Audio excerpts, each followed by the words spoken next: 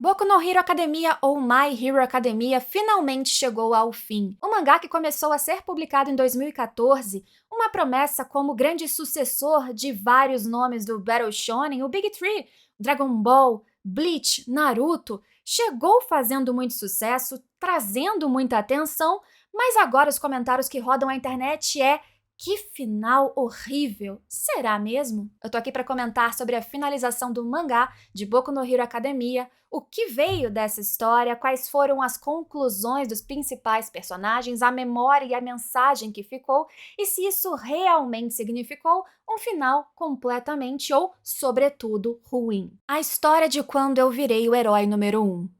Deku Midoriya, o garoto que entrou para essa história sem nenhuma individualidade, num mundo que não ter individualidade, por mais inexpressiva que fosse, era extremamente raro, diferente e esquisito, mesmo para ele ou principalmente para ele, que se inspirava tanto no herói número 1, All Might, e queria ser ele mesmo, o ícone que trazia tantos sorrisos e tantas chances de salvar as outras pessoas. O garoto que estudava todos os heróis, sabia planos, estratégias, aquele que mostrou o altruísmo logo no começo e chamou a atenção de All Might, mesmo sem nenhum poder, nenhuma força, nada sobrenatural que o colocasse um pouco mais de coragem para se doar em altruísmo para salvar quem ele nem conhecia.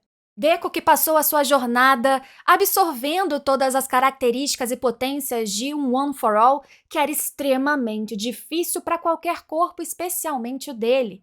Deku que nos últimos tempos descobriu a existência, a remanescência de todos os antigos portadores dentro de si e a origem do One for All e como ele era de propósito uma contraposição ao All for One. Vilão que estava desde o início e acabou sendo até o final o grande algoz de toda essa história. Entre altos e baixos, Deku, os outros alunos da turma 1A especialmente, outros grandes heróis dessa história foram lutando cada vez mais contra todos aqueles, principalmente da Liga dos Vilões, em que o assunto nessa história de quem é realmente um herói e quem é um vilão e por quê permeavam todas as narrativas, trazendo um pouco mais de complexidade a alguns personagens, por mais que a capa, a apresentação deles fosse, muitas vezes, e provavelmente também de propósito, bem batida, clichê, tão conhecida em várias outras histórias da cultura pop. E quando a gente chegou no fim, então, o garoto sem individualidade continuou sem individualidade. E isso para muitas pessoas foi inaceitável, esquisito. Justo o protagonista vai viver um futuro em que ele não consegue ser o herói? Aquele que conseguiu chegar em um ápice necessário o suficiente para derrotar não apenas o Shigaraki como corpo, mas All for One, sacrificando o One for All para que aquilo consumisse de dentro para fora o grande vilão e tentando até o final salvar Shigaraki de si mesmo e daquela corrupção e manipulação do grande vilão que o abraçou em vida como se fosse a única salvação daquele garoto, que menosprezado pela família se sentiu tão solitário. Ora, não é tão incoerente se a gente para pensar que a figura do Deku, maior do que o portador do One for All, era a sua personalidade, influência e capacidade de inspirar os outros. Eu sei, isso acontece em vários outros protagonistas de histórias semelhantes, mas não temos como negar que isso era a grande virtude do Deku. Ninguém mais do que ele, provavelmente, abriria a mão da individualidade que ele ganhou como uma grande dádiva para que ele conseguisse não apenas derrotar um grande vilão,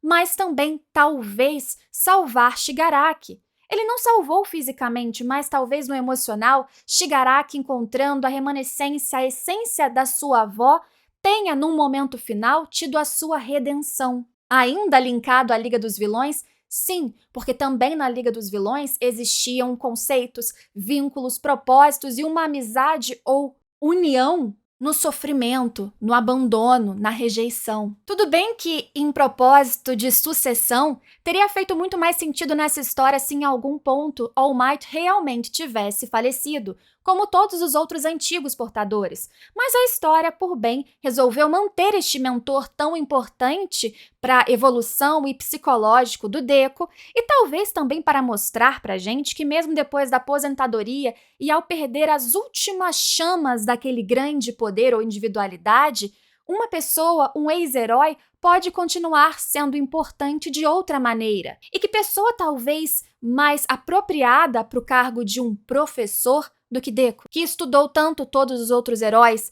que sabe tanto de estratégias e de extrair das pessoas, dos heróis, o melhor de si. Às vezes temos que parar para pensar que nessa nova sociedade em que os vilões cada vez menos aparecem, em que heróis são cada vez menos necessários, ainda há necessidade de despertar esse brilho de salvar as pessoas, de ser útil, mesmo que seja como algumas das suas colegas de classe, fazendo palestras, trazendo mensagens positivas sobre toda a experiência que elas tiveram, ideia que nessa história foi protagonizada pela Uraraka. Por que Deku seria menos importante se num ponto ele foi exatamente aquele responsável pela queda da Liga dos Vilões e do grande vilão dessa história? Por que ele precisaria continuar sendo o herói número 1, se na verdade o seu papel ou daquela individualidade que ele recebeu tinha chegado ao seu propósito? Para quê? Não foi só o Deku que mudou, na verdade toda a sociedade desse universo começou a passar por uma evolução significativa a partir de toda essa modificação feita exatamente por esses alunos, principalmente. E não foi só uma modificação nos personagens principais, sequer nos heróis do passado, do presente ou do futuro. Uma senhorinha, ela passa a ver a necessidade de ajudar, estender a mão para uma criança que foi rejeitada, maltratada, excluída pela própria família por causa de uma individualidade que causava medo ou repulsa dentro de casa. Nesse momento final, a gente vê essa senhora estendendo a mão para essa criança que poderia se perder, virar um novo Shigaraki, virar um novo vilão, mas com acolhimento, com a inspiração e exemplo que tantos viram na TV, que tantos viram neste momento de união, que justamente o Deku também fazia parte e era protagonista. Por causa disso, todos vão sofrendo pequenas ações. A sociedade vai se modificando e melhorando em cima disso. A mensagem está literalmente no final. Não é mais a história apenas daquele que virou o número 1. Não há um número 1, 2, 3. Essa é a história de como vários se tornaram grandes heróis e vários ainda poderiam se tornar. Eu sei, o fanservice perfeito era o protagonista continuar sendo aquele mais forte, ele ter uma jornada de compensação que no final ele tivesse a felicidade plena, continuasse com o One for All, continuasse com a sua individualidade e podendo fazer proveito de uma vida de herói quando tudo estava mais apaziguado. Mas será que isso seria um bom ponto final para essa história? Deku foi o exemplo de superação, daquele que mereceu o maior poder sem ter, a priori, capacidade de tê-lo ou sem nenhuma demonstração óbvia de que ele seria o candidato ideal. Deku continuou sendo um exemplo daquele que pode continuar ajudando mesmo sem individualidade nenhuma. Deku é aquele que olha um garoto desesperançoso, zoado pelos colegas porque sua individualidade de arremessar pratos seria inexpressiva e consegue enxergar uma forma dele ser grandioso, talvez ajudando outros enquanto ele seria um herói de cidade a cidade, de missão a missão. Ele não teria tempo de ser essa luz na vida dos outros, tal como All Might um dia foi para ele. Eu acredito que Horikoshi, ao chegar nesse final, ele já tinha planejado exatamente esse desfecho, que nada foi modificado desde então, que a jornada do Deku não era ser o grande herói para sempre, pelo menos não da maneira física, porque emocionalmente, porque ideologicamente, ele seria para sempre, mesmo que para muitos ele acabasse caindo num esquecimento. Porque veja bem, heróis agora não se tratam mais apenas de fama, do número 1. Se trata daqueles mais fortes, daqueles mais proativos, de grupos de pessoas que vão se modificando para ajudar, não apenas uma disputa interna. Endeavor, que sobreviveu com muitos traumas, inclusive do que ele causou nos outros, ele sofre ainda as consequências dos seus atos. Ele vai para sempre precisar lidar com todos esses machucados que ele causou nos outros e, por consequência, a si mesmo. Frutos do quê? De uma grande ambição que nessa sociedade em que não há uma disputa mais tão intrínseca, não faz mais sentido. Esse é um final em que vemos todos esses alunos da 1A sendo inspiração para os próximos que chegaram logo após eles, para aqueles que anos depois começariam a estudar, para aqueles que inspiravam em cada uma das áreas diferentes de atuação, que agora ficaram muito mais plurais, com uma sociedade muito menos violenta. É a história em que vemos o próprio Dabi, mesmo no seu desfecho tão dolorido, recebendo um pouco de atenção da família que ele poderia ter tido independente do seu pai. Essa é uma história em que Laço de Vilões continua firme, mesmo depois de tantas maldades feitas, e há perdão, há chance de recomeços. E a culpa também, como vemos da própria Uraraka, pelas pessoas que você não pôde salvar ou daquelas que acabaram morrendo num contexto muito específico, talvez por sua causa ou no seu lugar. E o final do Deco não é ruim, muito pelo contrário. Ele deixa uma porta aberta.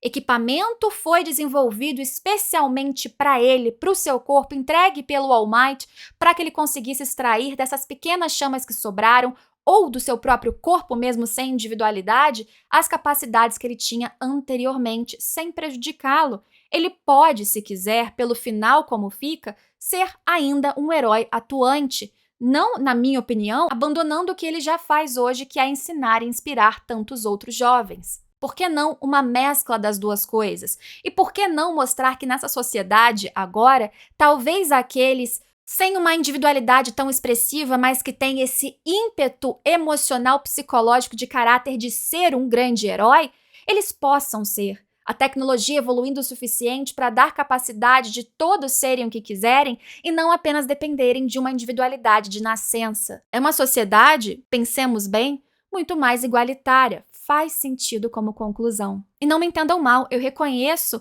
e respeito essa frustração de tantos fãs frente a este final. E eu sei que a gente está muito magoado e traumatizado com tantos finais que são aquém do que esperávamos. E não vou dizer que esse era exatamente o final que eu esperava para Boku no Hero, mas eu também desanimei dessa história há algum tempo. Nos últimos arcos, com subidas e descidas, auges e esfriamentos da narrativa que me afastaram por muito tempo. Mas acompanhando este final da maneira que já corria em todos os últimos capítulos, já era esperado que não seria uma narrativa tão diferente da trajetória que acompanhamos neste desfecho final. Sinceramente, um final ok. Um final morno? Sim, mas um final ainda esperançoso e um panorama da sociedade que, honestamente, foi suficiente, foi coerente com tudo que a história construiu até ali. Bem, mas essa foi só a minha opinião, a minha visão do final e provavelmente muito contraditória, diferente da maioria das pessoas? Não sei. Eu sei que eu gostaria muito da sua opinião sincera aqui, se você quiser deixar nos comentários, e a gente se vê em outros vídeos que eu trouxer aqui para o canal. Se quiser deixar sugestões de outros conteúdos, aos poucos eu vou voltando a produzir e venho aqui com vocês. A gente se vê por aí. Tchau!